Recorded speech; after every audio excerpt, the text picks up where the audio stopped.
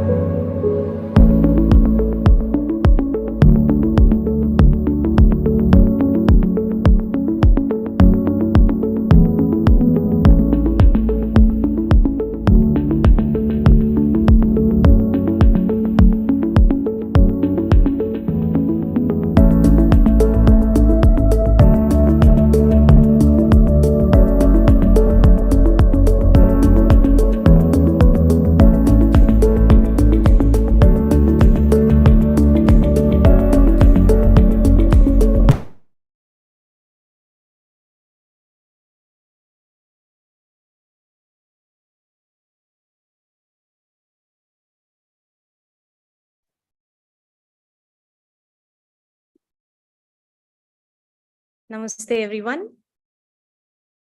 Good morning and welcome to WishwaTalk. Ms. Srivani, thank you all for attending today's event. For those of you who have attended a WishwaTalk before, a very warm welcome to you. And for those of you who are joining us for the first time, here's a little bit about us. WishwaTalks is a space to expand horizons of our minds. Every webinar, we call experts from different domains to discuss and examine opinions, issues, problems, and perspectives. Each webinar is an interactive session where we all walk away with more respect for each other and a deeper understanding of the topic at hand. If you miss a session, please visit our website or YouTube channel for a full library of past WishwaTalks on interesting topics. Today on WishwaTalks, we will be discussing Montessori education. Our speaker today is Mr. Chaithanya Yalamanchili. He will lead us through the session in a few minutes. Chaithanya Yalamanchili is the program director for the Earth Kingdom program at Pragnya Montessori School, Hyderabad. He holds a bachelor's degree in engineering and master's degree in mathematics. He holds an AMI diploma from for elementary education and adolescent education. Before we get started, I would like to inform our audience that our speaker will be taking questions from you after our main talk. So please leave your questions in the chat or raise a hand, and we will allow you to ask your question in person. I request everyone to turn on your webcam. Now, without further ado, invite our speaker to begin today's WishwaTalks. Good morning. Thank you, ma'am. Thank you for the introduction. Am I audible? Am I clear? Yes. Okay, thank you. So good morning, everybody. I'm Chaithanya. I work, the Earth program is for the adolescent students. So basically what I do day in and day out is work with the adolescent students in a Montessori school. So I work at Pragnya Montessori. Today, what I want to do is I want to talk to you about Montessori education. What is it all about? To convey Montessori education in an hour is to do injustice to it. So what I would rather do is I'll give you a brief idea of what it is so that you can take something out of this session and then explore it on your own. You'll have those keys to go and explore and see for yourself what it is all about. So when we talk about Montessori education, it is not about transacting another curriculum. When we say Montessori education, it's an aid to life. Our way of working with the children is providing an aid to life. We do not comply to any particular curriculum or whatsoever. We rather comply to the natural laws of development of a human being. So all living forms follow natural laws of development. For example, the animals, they have instincts, and these instincts guide them through their development, right? For example, a camel has instincts, survival instincts we call them, to survive in a desert. A polar bear has a similar set of survival instincts, different from a camel though, but it can survive in very cold regions, the freezing conditions, right? Now, there is one specific issue with these animals. The problem with animals is when you remove them from their natural environment, their existence is threatened, right? You can't have polar bears in the Sahara Desert or the camels in the Arctic, whatever, right? Human beings, on the other hand, are very different. I wouldn't say superior. Okay, let's not use that word here, but it's a very different. Our capability is that we are able to adapt to the environment around us and survive, right? We survive in any environment. We have the Eskimos in the polar regions, we have the Kalaharis in the forests of Africa, right? So the way we live and the way we survive, the way we thrive is entirely different from animals. We are not just depending on our biological coding to tell us that, you know, this is where you live and this is what you do, this is what happens. Now, that doesn't happen. Rather, what we do is we are guided by our tendencies to meet our needs and survive. Now, I'll talk about these needs and tendencies a little bit so that you get a sense of where we're going, right? We have needs, right? Most of you know that our needs are food, clothing, shelter, the basics. There are other needs also, but we'll just talk about the common ones. So food, when we talk about food, human beings have found ways to find food in every single place, right? We can find food and water in all hospitable places on the planet, be it the deserts or the plains or the snowy places everywhere, right? So we meet our needs, and that is how animals and human beings both survive. We also have certain tendencies, right? These tendencies are there from us from birth to maturity, right? Maturity is becoming a fully grown adult, and afterwards, these tendencies help us to grow and help us to survive. The reason why we are talking about all of this is these have a direct impact on the way we educate the child, because after all, it's a human being that is growing. We cannot have a foreign instruction or a foreign curriculum that is not natural to the development of the human being be imparted and imposed on the child and then expect him to learn and be educated. So that's a rather illogical way of doing it, I must say, right? So when we look at these tendencies, so rather than discussing the tendencies in detail, I'll give you some examples, right? Human beings have a tendency to be gregarious. So when I say be gregarious, it means form groups and communities, right? often we try to find ourselves communities, friends, family, relatives, and your social circles, your sports groups or whatever, right? Human beings always tend to be a part of those groups. I mean, even if you open your WhatsApp, you'll be in some part of some group or the other, right? It's just the tendency of a human being to be a part of a group. No human being is ever brought up and grown in isolation, right? That doesn't happen. So this is one of the tendencies that human beings have, and we should respect this tendency and work with this. Another tendency that I would like to highlight is, I don't know if I uh, ask, maybe some of you will say, I am bad at mathematics, right? I mean, that's the common thing I keep hearing. I'm bad at math. Math never comes to me. Now, to all of you who think this, let me give you a counter argument, right?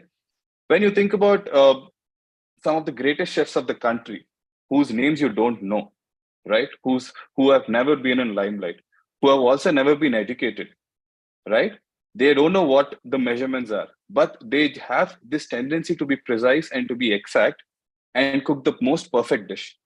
So can we say that? And that is a mathematical calculation, how much salt goes in. And even for you, if you're taking shampoo out of a bottle when you take a bath, it's a precise calculation that you're doing.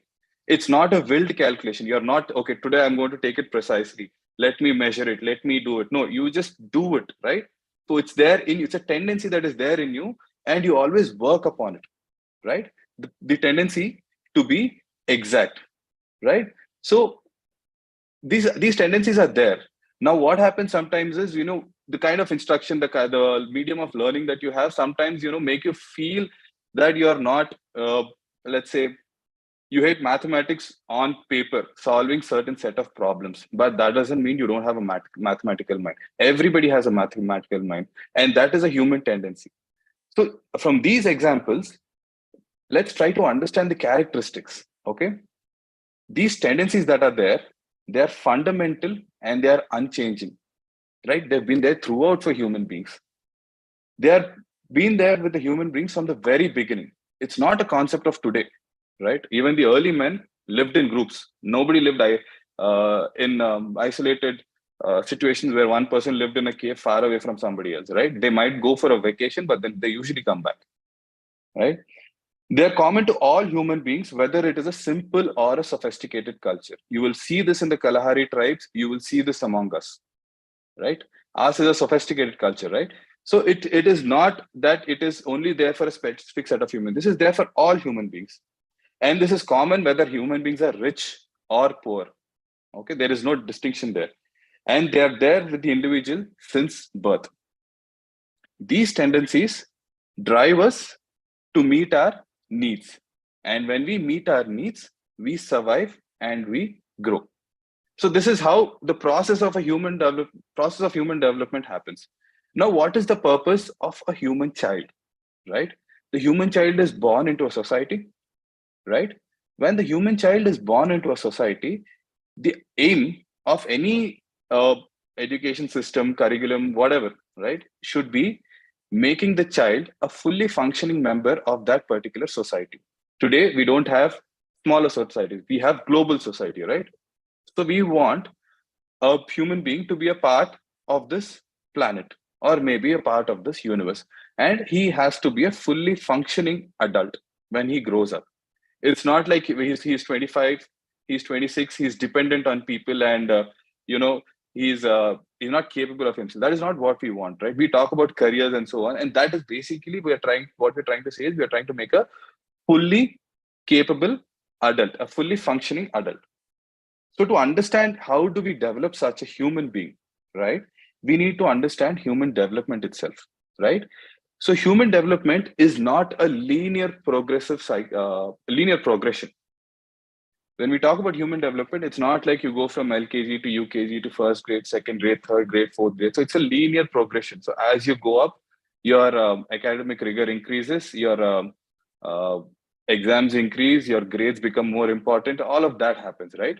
But scientifically, that's not how human being develops. It's more, this kind of an education is more of a colonial education that we had, and it has its roots in the Industrial Revolution. So I'll not go more into that. You can look into it on your own. But what I'll be talking about is how human development happens scientifically. Dr. Montessori was a she's the first female doctor in Italy, and she's worked with students with difficulties. And when she's worked with students with difficulties, and she's looked at the existing prevailing science at that time, the science of psychology and everything at them, and this was in 1900s, right? And then those students took a standardized test like you have a 10th grade exam, and they were able to do, their averages were better than the regular students. And then she realized that something is wrong with the traditional education system, and then she looked at it very scientifically, right? What we do is very scientific, and we know one thing: when it is scientific, it is based on research and it is based on facts. So this development of a human being is in 4 phases. So when I say these 4 phases are, the first phase is called the first plane, which is from 0 or the birth to 6 years, 6 years of age. The second plane or the second phase of development is from 6 years to 12 years of age. The third phase or the third plane of development is from 12 to 18 years.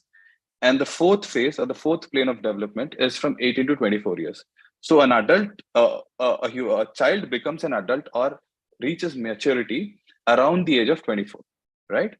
So these are the broad boundaries that are there, and this is a scientific process, and this we see this day in and day out when we work in our classrooms as well, right? So at every stage of development, the sensitivities that the human being has, the way they approach their tendencies is very different, right? So we have to cater our methodology, our practicum, in a way so that it is developmentally appropriate for that particular plane, right? It should be developmentally appropriate. If it is not developmentally appropriate, what happens is often we see this rejection from the child, which says, I'm not interested in learning, this is not what I want to do, and all of these things you see.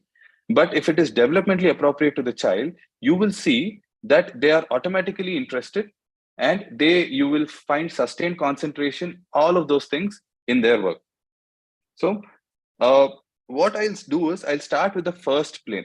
I think that's a good place to start so that you get a sense of how these things are, the psychology of the first plane, and how we can address it. So I'll not talk about how we do it in a Montessori classroom per se. I'll be giving you those ideas as well. But this is something for you if you have children at home also. So you can use these takeaways and you can work with your child at home. And this can also help you understand and work with your child better, right? Now let us look at the first plane, the physical child, okay, the physical growth.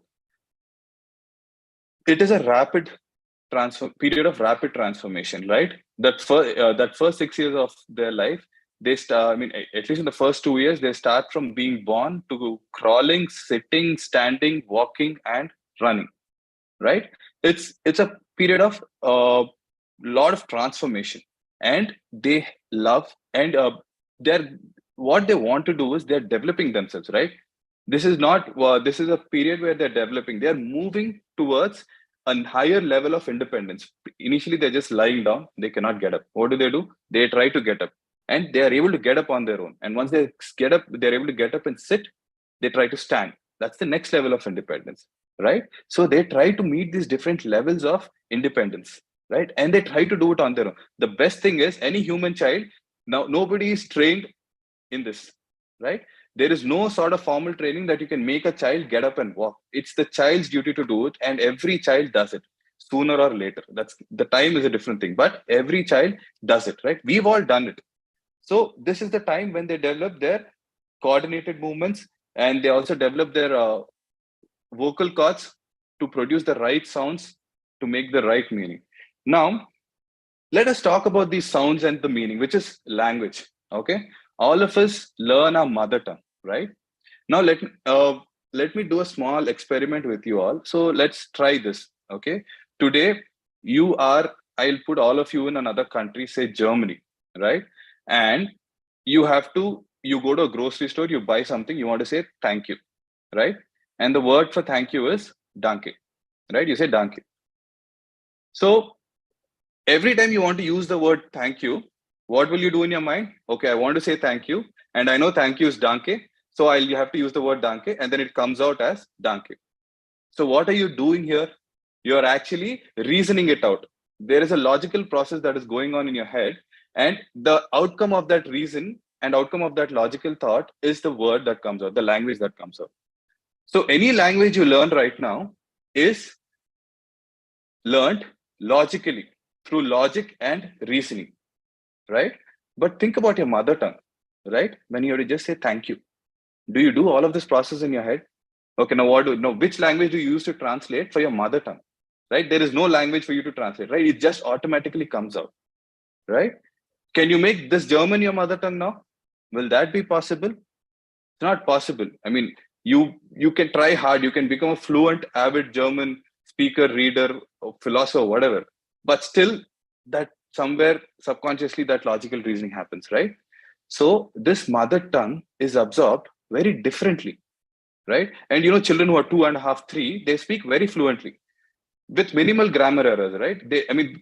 Based on how well they can pronounce, they learn pronunciation. It's development of vocal cords again.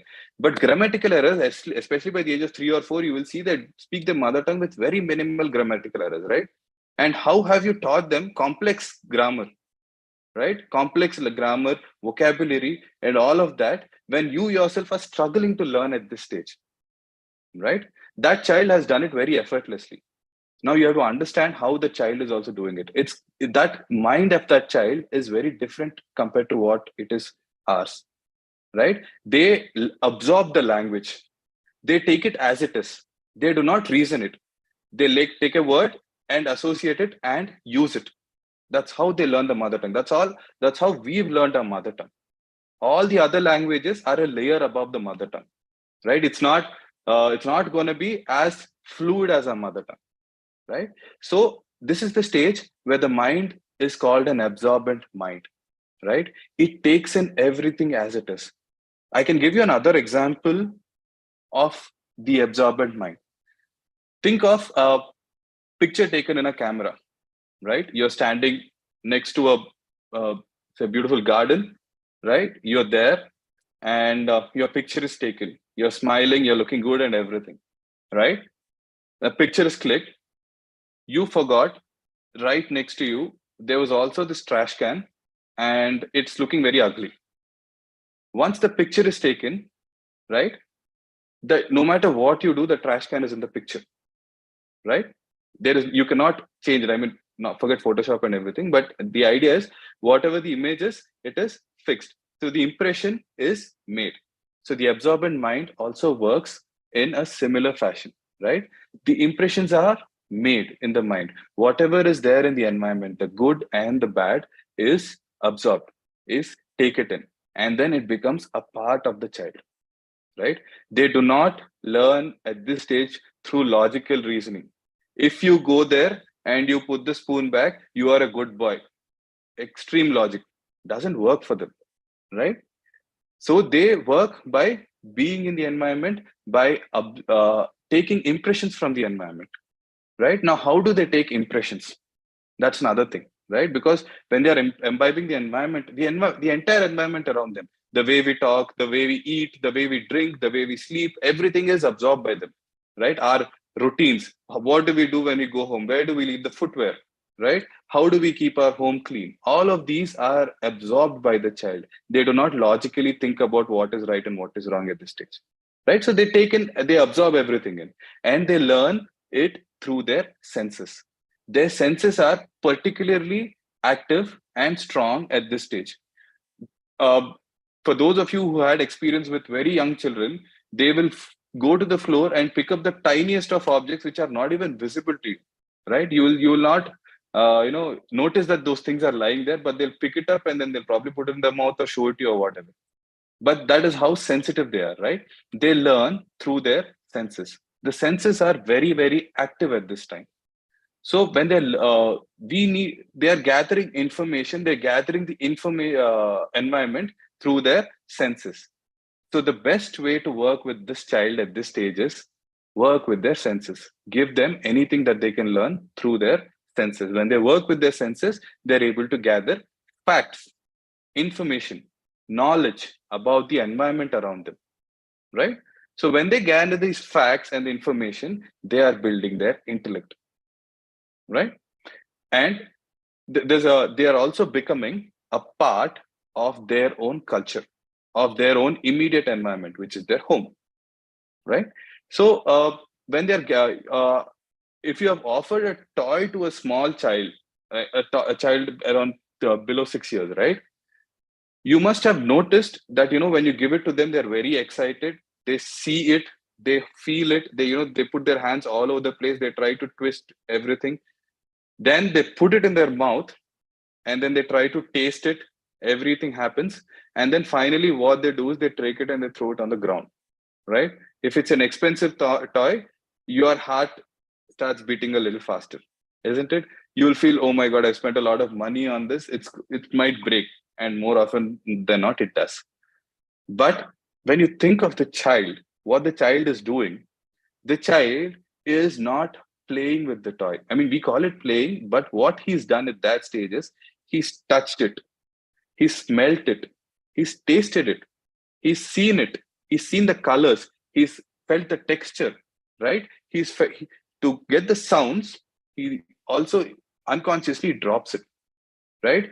When a glass falls on a ground versus wood falling on a ground, the sounds are entirely different. And that is also factual information that we have, that the child is possessing.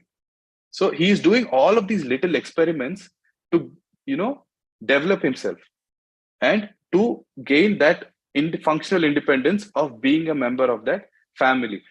Many of you must have seen, if you have children or if you have been around children, especially when you're working in the kitchen, they want to come and cut those vegetables with you. They want to make those juices with you or whatever, right? They want to cook with you. It is because they want to be a part of that environment. They want to become a child who's culturally part of that home. If you go to a home in France, those children might not know how to eat with their hands, right? But our children, the first thing is mostly we do is we eat with our hands. So that is culturally appropriate and culturally the way we do it here in our country, right? So if you see universally, the tendencies and the sensitivities are there, and that will guide them to meet their needs and develop themselves. How that happens is very different, right? uh, One human being in India is very different from a human being in America or France for that matter, isn't it? So how we meet our needs, how we meet our tendencies in this environment shapes the human being that we are. And this is how the human being develops. And that is why we are able to adapt in different situations, cold countries, hot countries, different physical locations, anywhere we are able to do it because we are able to adapt to the circumstances around us. Now, this goes into the classroom as well, because obviously we are working with the child, right? And the child has a set natural process in which the body tells him this is how you develop. We try to follow that process. We try to aid that process. That's why we call it an aid to life. Montessori education is an aid to life. It's not a curriculum for transaction. We never look at it that way. The child is developing. How do we support the child to develop? And when we let the child develop like this, what really happens is the child is concentrated. The child is happy, right? And the child uh, is peaceful. And that is what we want for the children also, isn't it? We want them to work peacefully and happily and with concentration. We also want them to have work attitude, isn't it? Any work that they do, they should be able to do it with sustained effort. Now, all of that comes when we don't become a hindrance to their natural development. We have to be a part of their natural development and help them grow, right? This absorbent mind has limitless potential, right? Believe me, if you have children below 6 years, and there are many people in the child's life, and each of them talks a different language with the child has a capacity to pick up to 6 languages as a mother tongue. And that's possible. It's just that if one person is speaking Hindi, they speak to him in Hindi for the next 6 years of the life from the time he's born. One person picks up English, one person French, the other one Telugu, or whatever and whatever, right? This is how you can develop the child. And what you do is you're giving them facts all the explorations that they do in the environment, they're gathering facts. And when they gather their facts, it is stored in the mind, right? And when stored in the brain, what happens is their intellect develops. We want our children to develop their intellect, but that doesn't come through cramming up words and doing spellings and dictations. I don't know all of those things, right? It comes through these experiences and then they gather their facts, right? They are not logical learners; they are sensorial learners. So we have to work with them sensorially so that they develop this intellect, right? This absorbed mind helps form the personality of this child. Finally, at the age of 6 years, what we have is a child whose personality is formed, which is a reflection of his environment.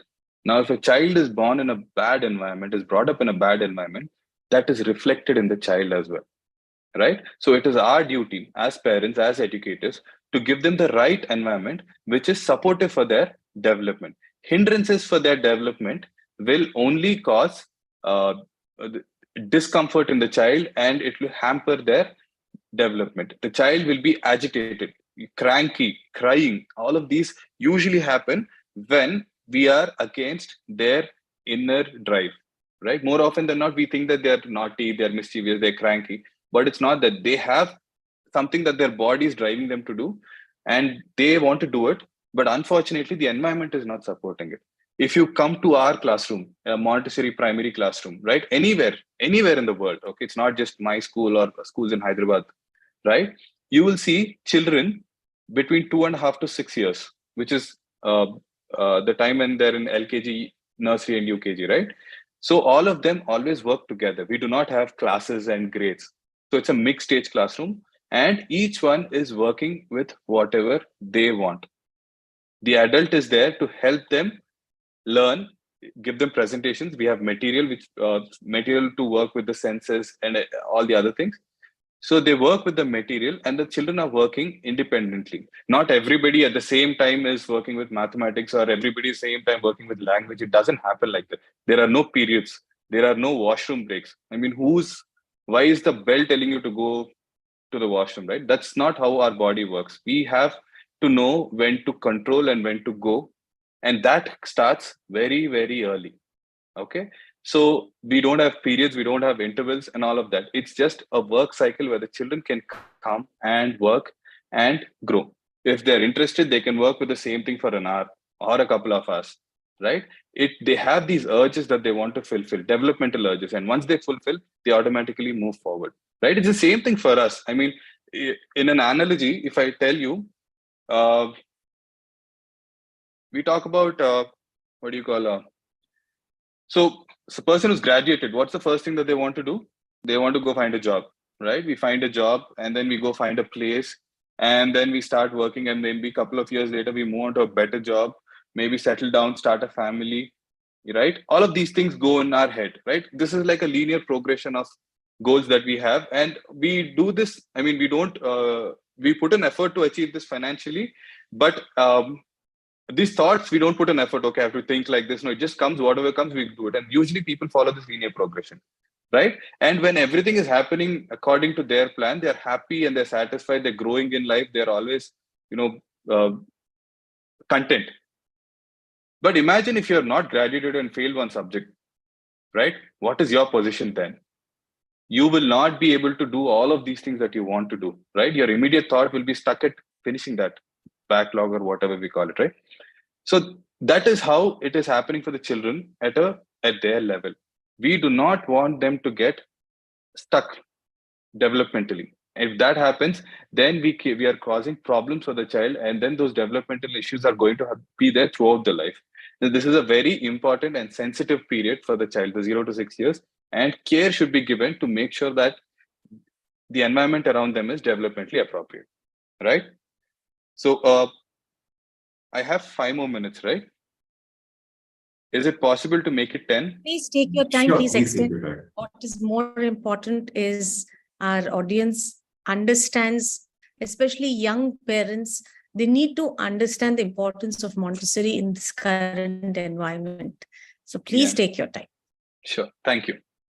So now at the end of 6 years, right, you have this child who's picked up facts, information, knowledge from the environment around them, and he's developed his intellect, right?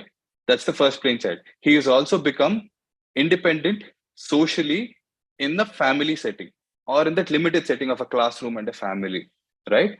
So uh, now we want to go to that next level of development. Now, what is the next level? Now, when you go forward, you move on from a sensorial learner to a learner with a reasoning mind and imagination, right? So I'll give you an example, right?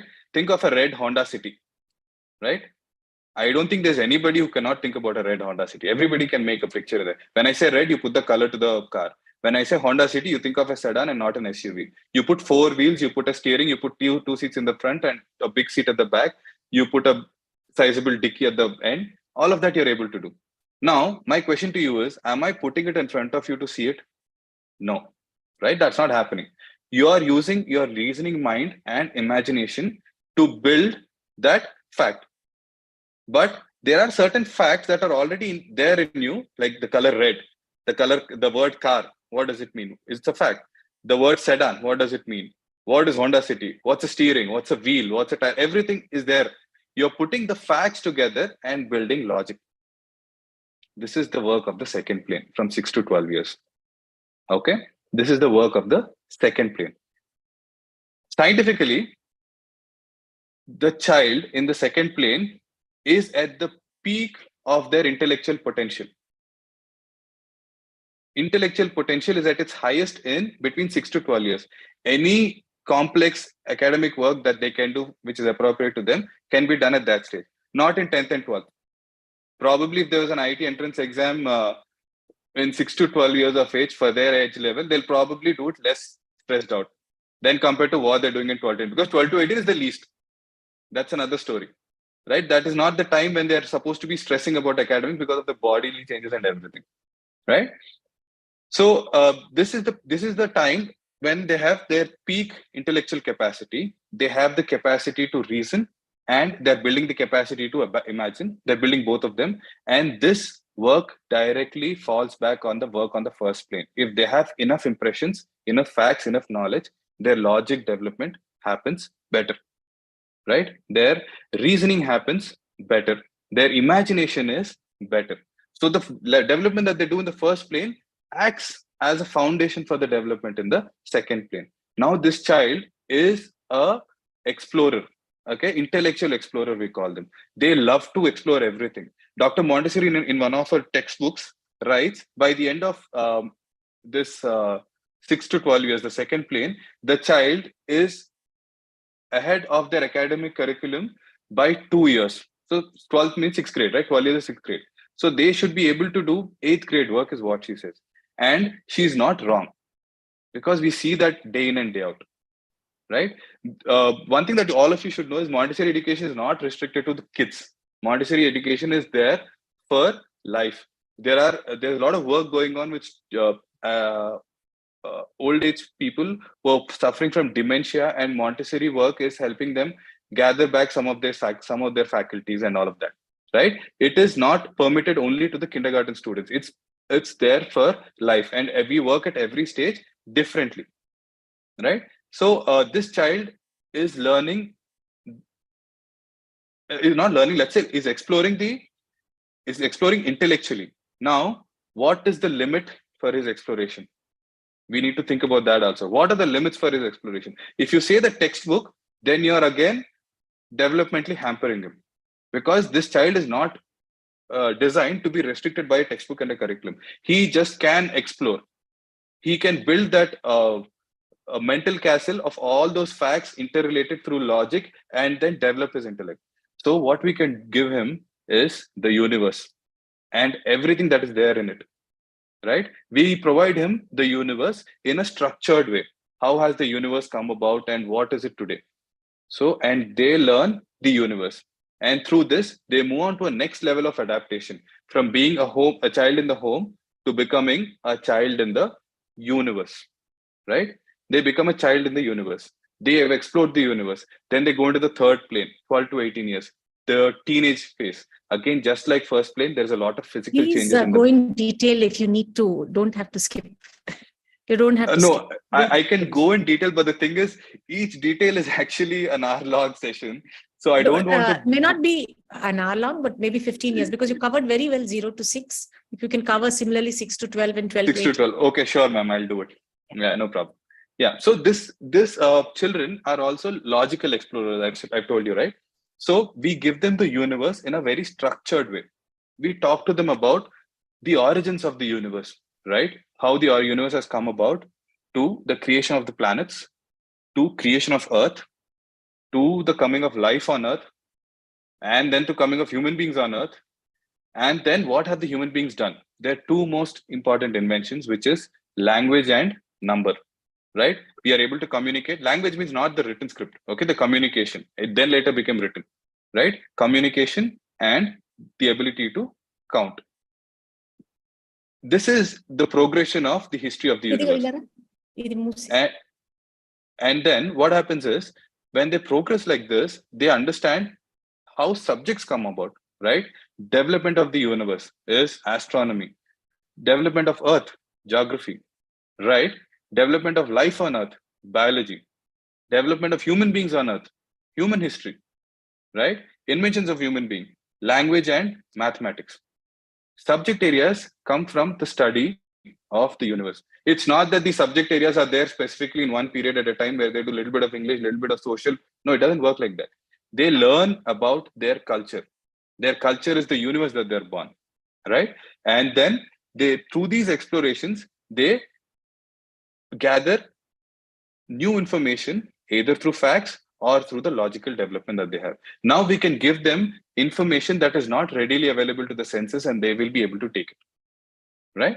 So this happens in the second plane, and they can move forward or backwards in time because of their reasoning mind and imagination. Think about it. You can imagine the future, you can think about the past, right? This is the logical child. And then our subjects are also very interrelated. We do not say this is a physics lesson, this is a social lesson, this is a science lesson. It doesn't happen like that. When we explore leaf, we explore the shape, which is geometry. We explore the parts, which is nomenclature, language. We explore the function of the leaf, which comes into biology and chemistry, right? Then you can count basically the number of leaflets, tell you what kind of roots they are. So you need to count the leaflets to figure out what root it has, right? So that counting, again, mathematics comes into that, right? So everything is interrelated, just like how the universe is. We do not break it up into subject areas and say, this is English, this is no. Everything has implication in all the other subject areas. That is what we try to do, right? That is Montessori. That is how Dr. Montessori has designed it, and that is how we implement it. So when we work with this, you will see that children love working with complex stuff. I will give you an example. I mean, this is something that and the other thing is, this doesn't happen once in a while for me. At least I've seen this happen every year in my classroom. So I was there. I was an elementary teacher for a few years, working with the older elementary students from the years 9 to 12. So lower elementary 6 to 9 years, 9 to 12 is upper elementary. So we work with we do a little bit of work with algebra. So there's a lot of material that is there, and through the work of the material, they come to an abstraction of a plus b whole square, right? And through that abstraction, they work with the material, and again they come to an abstraction of a plus b plus c whole square. And the students were interested and they loved it, and then they moved all the way till z. Okay, so they did a plus b plus c to so on until z whole square. They made a chart, which is actually, if you know that regular color chart that we get, it was 11 charts long. Okay, they worked on it for 1 week or 1.5 weeks. I don't remember. They've painted it, they've colored it, they've written on it, and they've put in all the a plus b whole square, a plus b plus c whole square, a plus b plus c, all of that they've put in, right? And it is not the way we do it algebraically. We don't remember, or we do the multiplication, distributive multiplication. No, it has come from the material, and they have imbibed the process, and then they just went on writing it. And this was done by 5th grade students, right? Or sometimes 6th grade students, they do. I remember a 4th grade child also doing it once upon a time, right? When I was in the elementary. So this is the capacity of the mind. I'm not saying that they have done something great. I'm saying that everybody can do this, right? It's not a once in a uh, lifetime achievement for us. We see all of this happening day in and day out. If that one child does, some child does something else altogether. Language, they do explore language, they write stories, they want to publish a book. Everything happens. And they have the freedom and flexibility to do that. And that is what an elementary work is all about. So 6 students doing it for 7 days, day in and day out, doing nothing at doing it, having lunch, coming back to it again, going home. 7 days. Now imagine if a classroom works like that for 7 days, it'll be very difficult for a traditional teacher to transact the curriculum or finish the textbook. But for us, that is learning in itself, right? They have learned so much that I don't need to do a lot. We are only guides for them, right? At this stage, this learning happens, and they're also since they're logical, their morality is also very black and white. For them, there is only right and wrong. Like for example, I'll give you an example. You're running a bakery. Okay, there's a very poor guy, very hungry, comes in, tries to steal a loaf of bread. What do? You say it's okay, you're a poor guy. That little bit of compassion you have in your heart.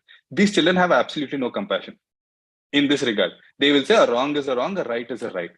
And they are right in their own sense. Because to have compassion, to build the gray area, you need to know the boundaries. What is right, what is wrong, what is logically correct, what is logically inappropriate, right? So they are building those boundaries now. So our environment should also give them these opportunities to build those moral boundaries. And then when they go to the next plane, they start exploring the gray area.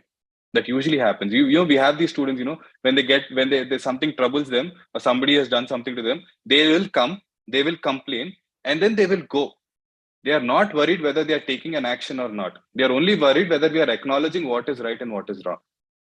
We usually don't have any punishments. We don't work with in those models, beating, scolding, all of that doesn't happen in our classroom. So they just come, they tell us, and if it's serious, we talk to them. Otherwise, they come to us, they tell us, and then they go. For them, that is enough. Most 90% of the times, they just want that validation between right and wrong. Yeah. So that is this stage. So when you move on out of this plane, you have a child who's logically developed, whose intellect is there, who's able to imagine, who has this moral compass of right and wrong, and who is also moving into a new stage of life, both physically and psychologically. So he is what? He is a child of the universe. From being a child in the family, he has become a child in the universe. The first plane is about physical independence. They want to become independent physically. The second plane is about intellectual independence. They want to become independent intellectually. They can explore anything about the universe on their own. That is the idea that they gain. If all the development, if it is developmentally appropriate, the way they've grown, then this happens. And then they move on into the third plane. When they move on, this is a plane of, we say teenage tantrums, right? That's the word we use. They're very difficult. It's not about them being difficult. There's a lot of changes that is going on in their body. And they have these hormonal changes, hormones firing up, and then you see a lot of emotions. Sometimes they start crying for no reason. Sometimes they become angry for no reason. All of these things happen. So now this is a stage where in the next form of development, where they have to become a contributing member of the society. So they need different avenues to explore and become contributing members of the society. So how do we do that again? We have to give them enough opportunities to understand how the society functions and how the society works. And then they need to have those practical experiences in their environment so that they know how to become a member of the society. And the most important thing about being a member of the society is also being financially independent, right? It's not that they should start working, amass money, and then go buy properties and become self-sufficient. No, it's not about that. It's about being able to manage money for their own to meet their needs. And that is the opportunity that we need to provide to them. Usually, this is the stage when they start thinking about pocket money. And then when they think about pocket money, this pocket money is not used by them to go and buy, properties or something. They go to eat out with friends, go to a movie to manage their needs. And while movies and all, when some of you might say they're not needs, but that is the environment that they have, right? So if you're able to give them real adult work, opportunities for real adult, for example, we have agriculture, right?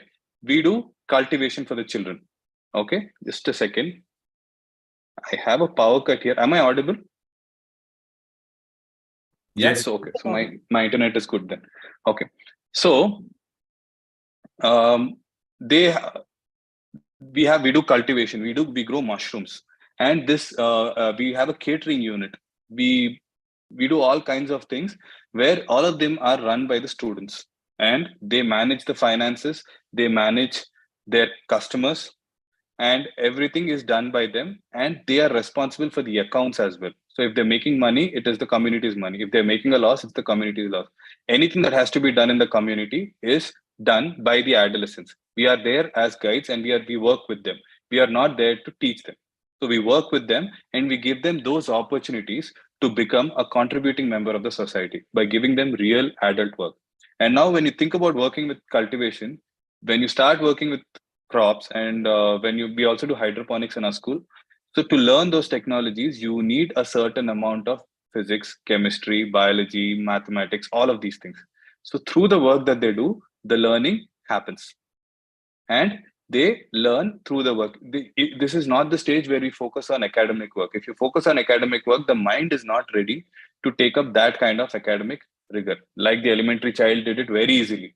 But here, their interests are different. They want to explore the society. So they want to explore different options so that they can find one which is most suitable for themselves. And that is conventionally called a career, right? But how do we build ideas for career? I mean, how do you prepare a child to take up a role in the society?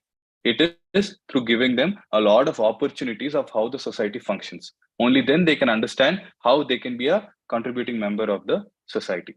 And when they're able to do that, they are independent, they're useful to the society, they're productive, and they are a developed human being. And 18 to 24 is where they hone their skills of being a member in the society, take up a specialization. We call it university education, and then they hopefully they at the end of their education, they mature and then be an integral part of this society. So that is the progression of a human being. Time immemorial, you must have seen human beings have always become members of the society. So our idea is to make them members of the society. And when we look at making them members of the society, we should keep in mind the developmental needs of the child. It is not our aspirations. Our aspirations will not help them develop. It is their developmental needs. And we see how we aid that developmental need and then help them reach to their highest potential. So this is Montessori. It's more of philosophy, a little bit of practicum, but a little bit for you also to understand how the development of the child happens. And when there is the appropriate environment for them, what really happens is they are able to develop peacefully and completely. So I would like to end here. Thank you for giving me this opportunity to be with all of you. It was a pleasure. I hope it was interesting for you, as this work is interesting to me. Thank you. Chaithanya, I wanted to tell the audience, Chaithanya is a youngster. His family has a running school in Montessori system. There are many Montessori schools in Hyderabad, but why I had chosen Pragnya was I can see a bright future for Chaithanya. He's actually educated in this system. And I see that my children studied in Tarapurwala, and I was fortunate enough to have met Miss Tarapurwala and my children to be with her. I would have loved it if she did the talk, but I'm seeing that Chaithanya will be in this work for the next 40, 50 years. And I wish that he creates an impact the way she did, or the kids who go out of that system will be learning through this opportunity of Montessori system. So anyway, before we move to question answer session, I would now like to request the audience to take 30 seconds to answer a poll for us. The purpose of the poll is to help us understand you a little better, so we can better curate the topics that we bring to you. You can also let us know in the chat box what kind of topics you all are interested in for future talks, and also how you all came about to WishwaTalks. Because mostly in WishwaTalks, if you're doing any sensitive topics like public finances or LGBTQ community, all our ads are banned and we are unable to advertise any of the talks. So we request each of the subscribers to share at least to all their communities of the upcoming talk, so that if there is anybody who is interested, we'll have an opportunity to have an unbiased view at a time when we are working in a situation where media is completely biased. We would like to provide to the audience an opportunity to interact with the speaker and get all their queries answered such that they can decide for themselves on the topic. I would like to now express my gratitude to everybody who has joined us today with their presence and to making this webinar a huge success. I extend my gratitude to our speaker, Mr. Chaithanya Yalamanchili, for taking time to grace this event. I would like to tell a little bit about Vishwa. Vishwa is an online platform for everyday change makers and social champions. It's not like someone who has to be a change maker should be only a person who comes from an NGO background trying to put service all their lives. Yes, those change makers and also social champions like Chaithanya Yalamanchili, people who are making a difference in society. This is also a crowdsourcing platform. We would like to source funds for these change makers, and we would like our community to help them. It is aimed at helping anyone to find support they need in their efforts to fulfill their dreams for themselves and for others, and in the process to make this world a better place. In addition, we also have WishwaTalks Junior and WishwaTalks Youth, because we feel if the children at a young age are exposed to such kind of talks, like for example, in Rishi Valley, when my son was studying there, I realized every month we had eminent people coming and talking to the youngsters. This can make a huge impact. So we would like to have talks. So if you have schools who are interested, we would like to conduct our talks out there. Similarly, Vishwa materials. Every Ugadi and Diwali, we take old furniture, clothes, books, electronics, games, and we distribute it among the slums. There are around 150 slums. So please feel free to contact us at these times. Throughout the year, you can drop off at our pickup points, but in these two events, Diwali and Ugadi, as per our tradition of cleaning up our homes, we come and do the pickups. And last Ugadi was a huge success, where three slum areas or 4 slum areas we distributed, and most youngsters out there are doing their degree and all. And they were like, oh, we got our whole year's clothes. We don't need to spend money on buying clothes this year. They were very happy. Kids were so happy, enthusiastic when they saw the toys that had come to them. Similarly, we do have some successful fundraisers like Srijana Cerebral Palsy, where the school principal had raised the fundraiser and it was funded for her. And she was walking 11 kilometers with her ailment, with the disability. And now she has a tricycle. We would like you all to contribute to Kanashraya Foundation, which is in Rajahmundry, Andhra Pradesh. All of us know someone in our lives who are disabled in some fashion or another, and how the parents have to sacrifice their entire lives to enable the child to live, to support the child. Here in Kanashraya, they take on such children and they take care of them. So if there are anybody who would like to adopt a teacher, give 10,000 a month for a year, or just a meal of 3,000 for a meal, or 6,000 for a day's meal every month, one meal. If you can contribute to, if you have 30 people in the community, we can take care of that school. Similarly, you all can do for Bal Vikas Educational Society for disabled children in Hyderabad. You all can do that for donating nutrient food for children living with HIV and AIDS. There are around 2,300 children living with HIV in Telangana state. The general awareness about HIV has forced these children with HIV into the worst form of child labor just to support themselves, to give these children their childhood they've lost. Network of Telangana people living with HIV and AIDS has been providing nutritious food to more than 100 to 200 children.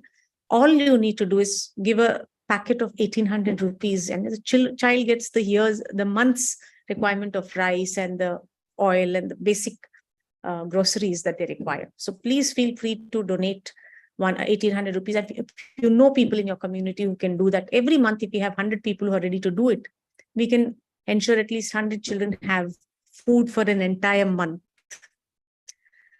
Next, our upcoming speakers are Rahul Singla from Bachpan Save the Innocents. The topic is on prevention of child sexual abuse. In fact, we have already conducted 2 programs on prevention of child sexual abuse. We're doing it again because of the gravity of the issue. It's on 13th May, 2023. For all those parents who have children up to their teens, right from birth, please attend and share it with people whom you know who have children. Similarly, we have another topic coming up, Soul Searchers and Universal Center, from the organization Soul Searchers and Universal Center for Spiritual Research and Development. It's by Maitreya Rudra Bayananda. This is on Transform Your Life with Conscious Awareness. This is on 20th May, 11 a.m. And then there is one more topic, Empower Now, from the organization Empower Now by Pankti Goel. This is on prevention of sexual harassment at workplace. Most women and perhaps also men who are working in workplaces do not know how to deal with such situations. All of us want to do well in business, but most businesses happen in the night in the pubs. Should I go? Shouldn't I go? Where is the boundary? Here you will get some insights on how to deal with such situations. Please take a moment to subscribe to Vishwa Talks to get alerts on every new and exciting talk, exclusive events, and access to the Vishwa community. As I have already told you, it's very difficult for Vishwa to send WhatsApp, emails, or even in the social media ads. So unless this community, through word of mouth, spreads about Vishwa Talks and ensures you press the Vishwa Talks button to enable us to send you these details, we will not be able to send. So please do subscribe. The link is in the chat box, and also share the link with all your friends and family. With this, we can start the question and answer session. It's going to be 12 in 2 minutes. We'll be closing this session. And after that, people can continue with your question and answer session. Thank you so much to each and every one of the participants. For those of you who have questions, you can please start asking your question. So there is one question. Is it same for both genders, the growth that you have suggested? The broad principles are same, ma'am. I mean, it's for this, for the human being, it's a human developmental thing, right? So all the principles are the same, right? The way they achieve independence, the developmental goals, and all of them are pretty much the same. It is not based on gender at all. Yeah. Okay. There are a few acknowledgements from Ms. Anne Isaac. Very impressed. Thank you. It was a pleasure listening to this talk. Om Prakash Sava. Claudio Norona. Thank you. It was indeed a very authentic Montessori information given by Mr. Chaithanya. An acknowledgement from Claudine Noronha. Nowadays, the real essence of Montessori is diluted. So what do you have to say on that? Nowadays, the essence of nowadays, Montessori yeah. So the problem is, I mean, the issue I have with the word Montessori is it's not registered. I mean, now everybody can use it on their own free will, and then the meaning is lost in something. Like now every kindergarten puts Montessori or puts some material and says we have a Montessori environment. But the idea of what people don't think about Montessori education is, the first thing is Montessori is not about the material at all. Doing the material presentation does not qualify itself as a Montessori classroom, even if you're doing all the material presentations that are given to us in training, right? It is not a Montessori classroom if you're working with the material. It is about creating that environment, right? That creation of that environment is very important. Material is a part of that environment. What people try to miss is that they think material is the only thing. Now we have these online stores where they sell Montessori material. and then they say you can work with your child. But your child requires social organization first before the material itself. Now, where are you going to provide the social organization when they're working with the material? When the reason why we have mixed age classrooms is also because it's not the reason, but it's the outcome of the mixed age classrooms, I must say. There's a younger child who's always looking at the older child working with some other material, and is always feeling inspired to want to pick up that material and work. There is a certain drawing to him, to that calling in him, that yes, I want to work with it, I want to do that material, and there's that inspiration which will help him move towards that, right? But if you have a students of the same age, everybody doing the same math textbook and doing the same chapter and same the problem, where is the inspiration for the child? Right? And these things don't happen consciously. They're not built things. They happen unconsciously. They don't even think about it, but they have a look there and they say, oh, this is very interesting. So that is something that I want to do. Right? And then they work towards it. I mean, my son is also in the Montessori classroom right now. He's 4 years of age and he's in my school only. So I was talking to his teacher. I mean, I don't even open his progress report and everything. I just chat with her, once a year or something to see what he's doing. And then she was telling me one day that he wanted a presentation. And then but the adult is giving another presentation. So he sat next to her 45 minutes, waited for the presentation, and then when she's finally free, he took the presentation from her. What if I was a traditional parent, I would say, I am paying fees, why is my child not getting the lesson? But when I look at it, I see my child is focused, my child is patient, my child has he's working towards his goal, and he knows what he wants, and he's also not disruptive. He is constructive in the environment, right? He knows how to wait for his turn, he knows how to take the material, he knows how to work with it, he knows how to talk to the adults and how to talk to his peers. And that is what I'm looking for. And when she said that, I was very happy that my child sat, and that was 45 minutes. He was just sitting and waiting. He was observing other children presentation, and that is learning for him, learning itself for him. Right? So it's a community that we try to build. If you just say Montessori with material, then all of this is lost. They might be academically superb. I mean, every child has an opportunity to become academically superb. But is that the right developmental experience that they need at that stage? Right? We try to distinguish between academics and education. Academics is just that certificate. Everybody gets one eventually. Right? I mean, all universities try to give and push out. There's no university which holds back a lot of people. Right? But education, where do you get it? And that's where we try to work on. I hope this answers that question, ma'am. There's one question from Ms. Pavandeep Kaur. She would like to come online and ask. Can you? Sure.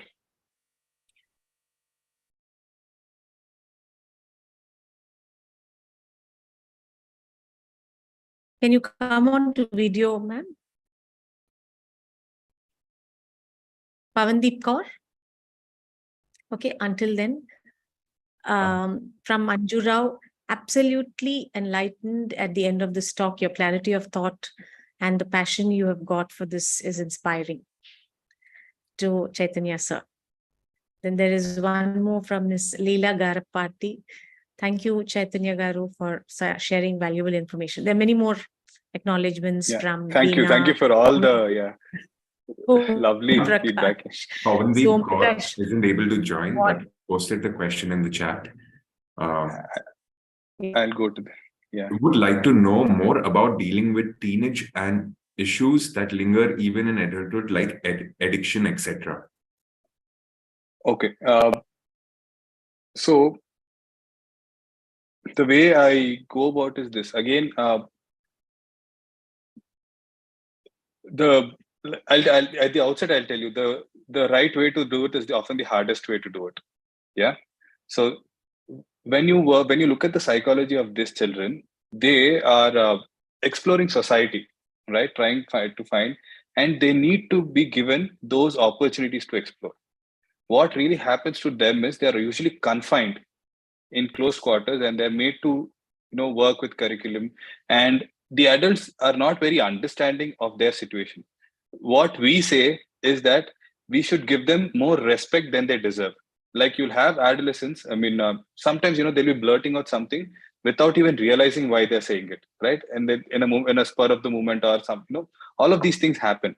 But when we work with the adolescents, by giving them appropriate real work, they need a lot of physical work. first thing we need to know is there is a lot of physical work, and that physical work should have certain criterion. It should be real work. It is not some made up work. Go make a project on, the mountains of the Himalayan mountains. That is not real work for them. Real work for them would be, let's grow brinjal. Okay, let's take up some space and grow brinjal. Okay, there's an event coming up. There are 250 people coming, and we need to cook for them. Right, that is real work for them.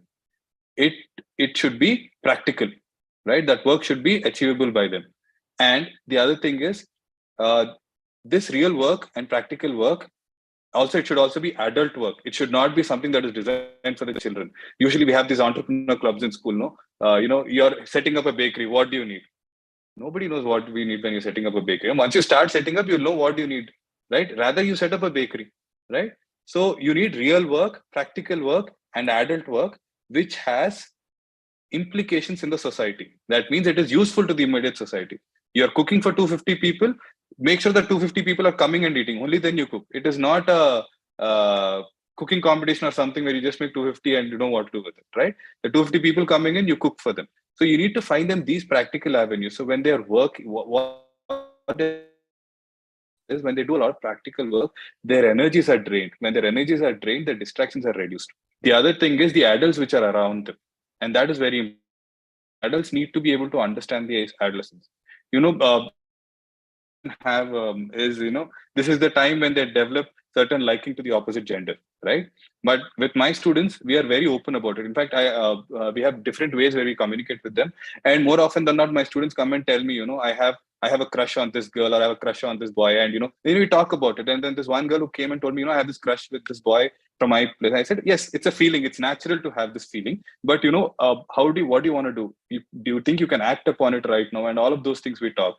And then she says, yeah, I don't think it's the conclusion of that huge conversation was she felt that it is not appropriate to act upon it. And then I also said, it's a passing phase. It's not like you'll be having a crush on the same person your entire life. Things keep coming and things keep going. It has happened to me. It'll happen to you as well. And then six months later, she comes up to me and says, it's been 6 months. It's not gone yet. When do you think it'll go? And I said, I can't put a timeline to it. So this is how open we are with the conversations. These are the basic of things the adolescents want to talk about. They need, and it's not just, you can't expect them to come and tell you. Just because you're parents, they won't tell you. Parents are the last people they'll tell. I mean, please take it from me. Parents are the last people they'll tell. It's not because you're bad parents or good parents. That is not part of this equation at all. It is just that, they need other people. They need different kinds of people to explore different emotions.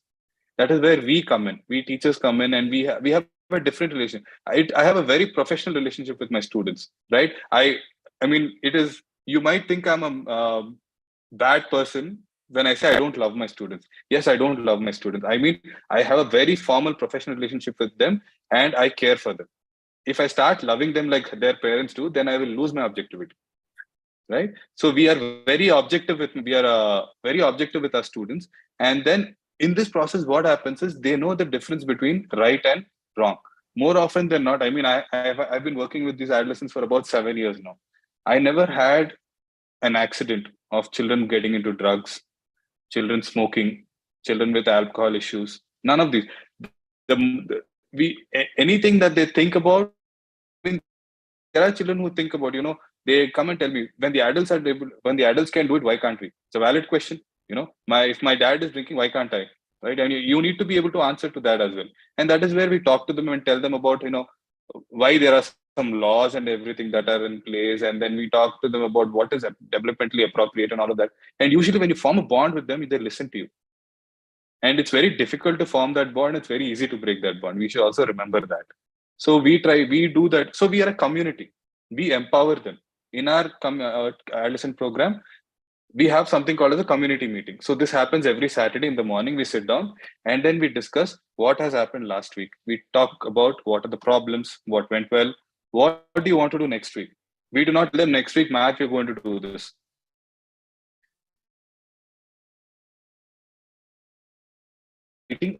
This is what we want to do. Suppose next week, how they're going to adjust their timetable. It's not me who's going to tell them, okay, this hour you go for time to practice, this hour we do math. No, you have to tell me what you want to do. If there's an event in the school coming up and you have to take up a catering assignment. So any food that is made in the school for the students who are in kindergarten and elementary is made by these students. They sell it to the school and then they make money from the school. The school pays them.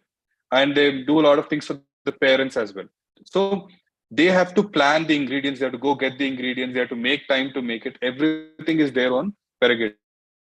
And then we assist them wherever necessary. So we try to make them independent. We try to make them functional.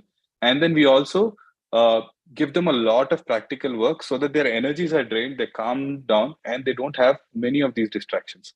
It's like how it's the environment we show them, right? If you're able to create a positive environment, then they'll bloom well. But more often than not, teachers are only interested in giving them that particular lesson in science or physics more. I mean, I wouldn't blame everybody, but that's how the system is driving them, right? They have a curriculum that they have to finish, and it becomes very difficult when you have to, transact it in a class traditional setting. All of that comes into play, and that becomes very difficult for them. So this is how we do it. Again, it is not, that's why I said it's the hardest thing. It is not the responsibility of the parent. It is not the responsibility of the teacher. It is the responsibility of the community. We have to build a community around them that is positive and progressive. Otherwise, just working with the adolescent at home, there are a lot of challenges. I wouldn't say no. That's a brilliant feedback you've given us. What is the difference between Montessori and Waldorf? Yes. So I would, to be very honest, I do not know much of Waldorf. I have some association with the Waldorf school, like I've discussed with you, ma'am, earlier. One of my uncles run a Waldorf school, so I've seen the way they've done it. They follow a certain philosophy. I've not gone into the details at all.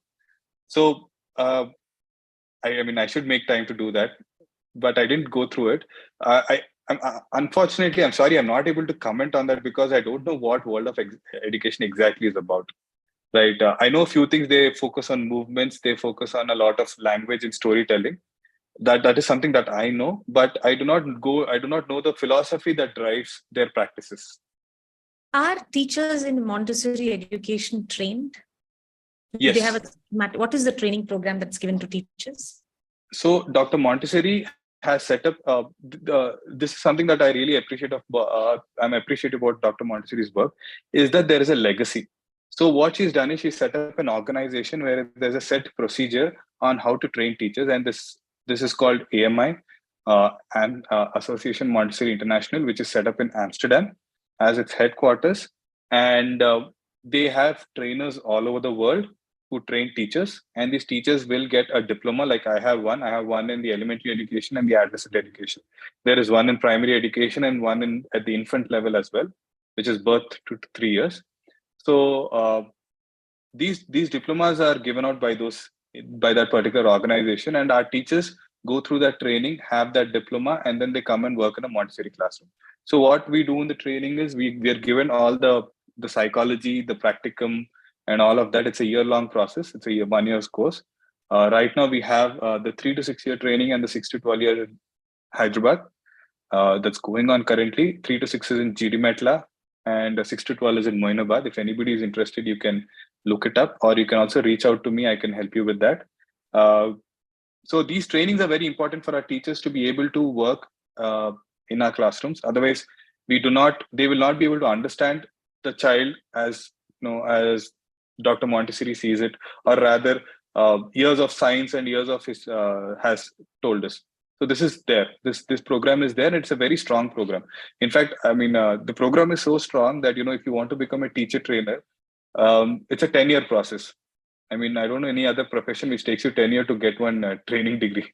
So we have to be in the classroom for 5 years, and then we have to audit 2 courses and submit 20 research papers and all of that to become a trainer. So it's a very, very rigorous thing. Even the courses are also very rigorous. I have done two of those courses, and I mean, it was more it was more difficult than the other things that I've done in my life, I must say. More than the mathematics course you did? Yeah, mathematics. Yeah, my engineering and mathematics was, I mean, it was a different kind of learning, but this we were very, it was practical, and it was, I was involved and all of that. It was very different and a very beautiful experience. I would also recommend the primary course for any, or if not the full course, the assistance course. for any of the parents who are interested in the development of their child, because the psychology part comes in there. It's an assistant course is usually 20 days program, right? Assistant course is usually a 20 days program that keeps coming up throughout the year, and it's there at every level, and it'll help you understand the child at that level, and that is very useful. And I think Please somebody let has me know. I asked. would like to join it. Please let me know where this course is, how to join. I would Definitely, like to ma'am. personally join. Just if you can just give me a minute, maybe I'll type in my email address, ma'am, so that I will. We'll send it to all the participants. Yeah, We'll send it. I'm just putting Don't in my worry, email we'll address. send a mail to all. Yeah, so you can write to me. I will help you out with that. This is my email address, and I'll also give in a lot of details about Montessori education for each level. I put it on my school website so that anybody who wants to read can read. So I'm giving my school link as well. You can just look it up, and then at different levels, what are they, you will get it.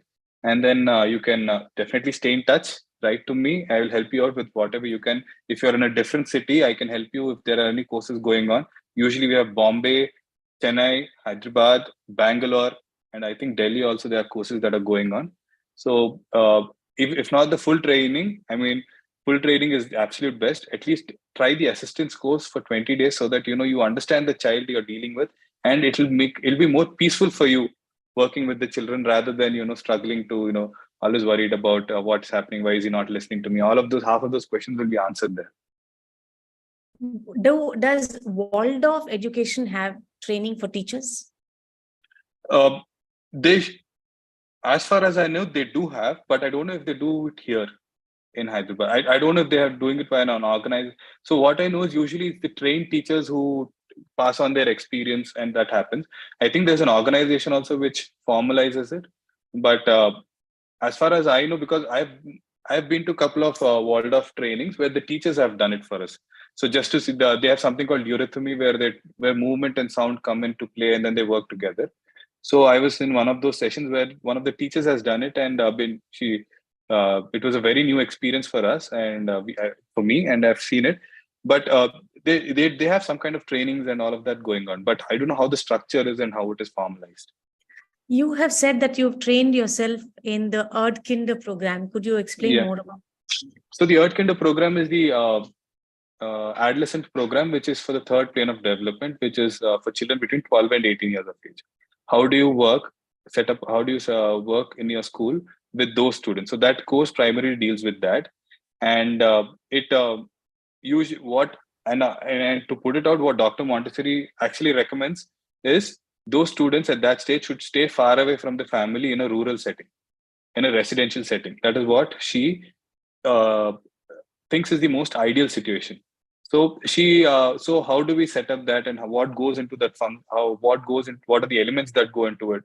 How do you set up a community? How do you make it functional? Like, for example, as a community, everything is done by the community. There is no external help. So suppose we have to eat lunch, then the students have to cook every day. There is no exception that today we won't cook, the cook will cook for us. That doesn't happen. So what we have is every day students take turns and they cook. So in our school, they make about 40 plates every day. Next year it's going to be 50. So 4 students go, they make a meal for 40 people. They set it up, we eat, and then they go clean it, and then they wind up, and that is their job for that day. Wow. So that is something that they do. And the other students, they are involved in taking care of plants, and then all of these things happen. So it's a community living. Like, if you are a community at home, what do? Somebody has to do the cleaning, somebody has to do the cooking, somebody has to do the maintenance, right? And we do that as a group of adolescents and the adults. So the adults are part of the kitchen, the adolescents are part of the kitchen, and we adults are also we are specialists in something, but we are also generalists in everything. Like, for example, I am not great in cooking. I know that for a fact. And so I go to the kitchen wherever I can help out. I'll help out. And so at one point, ma'am, I think there's a very interesting story that we had. My students went to I took them out to an exchange program in France, where we went to that school for a week, and they stayed at the students' home. And then as a part of that program, one day it was our turn to cook in that school. So we decided we'll make an Indian meal. So my students decided they'll make aloo kurma, vegetable pulao, double ka meeta, and raita. There were 4 students who went with me. And all they needed was one phone call back home, and they were able to cook food for 30 people. Actually, they made their proportions were out of order, and they made for 50 people, but they need to cook for 30 people, and they did it with me as an adult, with who had very little experience with that kind of preparations. And we did it in a French kitchen, and French kitchen, it's those electric stoves, those induction stoves, and not the flame burners. So everything was new to them, but they still managed to cook, and they did it for them. So that they have become, independent in cooking. And one of those students was actually wrote to me back later, and she said, because we've done cooking in school, when my family was affected by COVID, I was the one who was able to cook and take care of them for a week. Otherwise, it would have been very difficult for us. So these are the things, we are making them members of the society. And when they do all of these, a lot of distractions tend not to come into their lives, because they know what they're going through, a certain rigor in their life. It's not that they're left free. There's a lot of work that, I mean, you've come that day and you visited us for a brief period of time, and you've Totally seen how, impressed. yeah, every day everybody does everything, and then they're always active, they're always packed, and then what happens is then the distractions and all go down. So this, how do you run all of this setting? What are the elements that go into this? What is the psychology? All of that goes into the Erdkunde training. Okay, so what happened was I had visited your school, and these kids were probably in their high school. Yeah, They were seventh, doing- eighth graders. Yes, Yeah. they were doing a presentation on hydroponics, if I'm not wrong. Yeah, hydroponics. Yeah. And my God, the child actually took the soil, tested the soil quality. I love gardening, but I wouldn't know how to test the soil quality. And if I knew whether there was a nitrate deficiency or something else, I would have put that. The child knew about it, and each of the child in the team did a presentation on a different aspect of the growth of that particular product, and how they even sold it, if I'm not wrong. It was, and they had such in-depth knowledge on the subject. So imagine a child every week is doing a project like this over the 5 years of their higher school. Can you imagine how much knowledge they're picking up? Number one. Number two, even when they grow up, they know how to acquire knowledge. In this time of technology, when we are still sitting with our old methods of studies where we want them to learn by rote, here is a methodology Montessori, which is giving the children to decide what they are interested about, to explore, opportunity to explore what they're interested about, and how to explore, and to what depth they go in their exploration is amazing. I was very impressed with the set of students. Yeah, they've done a very thorough job in that, and they were really proud of what they've done. And I was very happy that you came in at that time, because that is the fruition of their month's effort and what they've done. It's not actually 1 month; it's the 1 month of consolidation, but it's a year's work that has come, and I'm glad you liked it. Okay, there is one participant who has a question which may not be pertinent to Montessori, but she insists that we ask this question. Her microphone is not working. The question is, what do we do with these 24-year-olds who are into addiction, etc., and do not want to be connected to the family? I have not worked with people at that stage, but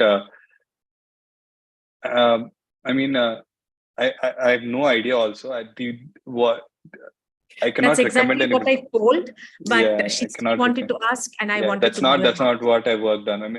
For that, if you want my opinion, then first what I should do is I should start studying that psychology, and then start working out. My studies is primarily dealing with 0 to 18 years. Dr. Montessori's work is also a lot to do with 0 to 18. She has her thoughts, her visions for 18 to 24, but unfortunately, life is too short. So we are left with whatever her legacy is. So but I don't know. The thing is, they are adults. So the reason why we can't work here is, the psychology here is that the law and the mind helps them to take independent decisions with minimal influence. right? There are a lot of influences as the child is early. There are a lot of influences as they're early in the early stages. But as you progress, the influences go down and they also become very independent. So then it becomes more of a conscious, willed action that they need to come out. And then we have different programs in de-addiction center which work around developing the will of the person rather than influencing that person. Is my belief with these centers. So you have to develop that will. I mean, alcohol de-addiction or quitting cigarette is all about, you having the will. Nobody from outside can motivate. No matter how many ads we see before the movies, it will not motivate anybody to stop. So we need to build that will. And that is a different ball game altogether for me. Yeah. Last question from Ms. Claudine Noronha. What is the reaction of parents who want to enroll in kinder? Are they worried about the board certification? Yeah. So this is another thing that, generally in this society, we are very worried about, the 10th exam and the certificate and all of that. So before I tell you what my certification is and everything in our school, I'll tell you this. Do not worry about the boards. I mean, 10th examination is just a step to get into 11th. After that, we use it as an ID proof. Your 10th certificate becomes more of an ID proof. It doesn't dictate your life. But what it also does is it tells you what the society expects from you. And that is how I take it. Okay, so the society expects you to learn this, this, and this, and appear for an exam. And each exam has its way of writing. You write an SSC exam very different from an IIT exam, right? They have different ways of it. And it's developing the skill of writing that exam.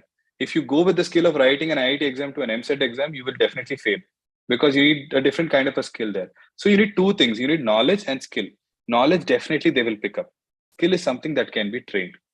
So when we work with our students, we give them that skill of, how do you write and how to answer this particular paper, because that is this society expect you to answer it in certain way. Now, whether is it right or whether is it wrong is not the question here, right? This is the expectation. We have to meet these so that we are also a part of the society. Again, we have to be a part of the society. We cannot be these people, I know this is right. Even though I'm right or wrong, that's a different story. The society requires you to do this. At some stage, you have to do that. But where do we do that also is important. We don't do examinations in our school. At least until 7th grade, we don't do examinations. From then on, we start a few so that they get used to that skill. We never talk to them about you got the first rank, you got the second rank. All of this is not there in our school. Nobody gets ranks. We talk about, okay, this is how you've written. Maybe this is how you can do better. And then you can improve your score and all of that. So that's how it happens. And we are affiliated to the Cambridge board. We do the IGCSE examinations. We do that because when we had a conversation with the Cambridge representatives, we told them very clearly, we are a Montessori school. We don't want to be a Cambridge school because, if you've had any experience with international schools, it's about getting that recognition and showing off that infrastructure and everything and running it like a unit, right? But for us, we are more like a Montessori school, but our children have to write 10th, and we know that Cambridge has minimal intervention in whatever we are doing. So we just have to do 10th in your thing, and we are okay with that. And they were more than happy, and we actually got our affiliation done in record time, I must say. They were very happy with what they're doing, and the person also had some kind of Montessori education influence in his life. He's seen many in his life.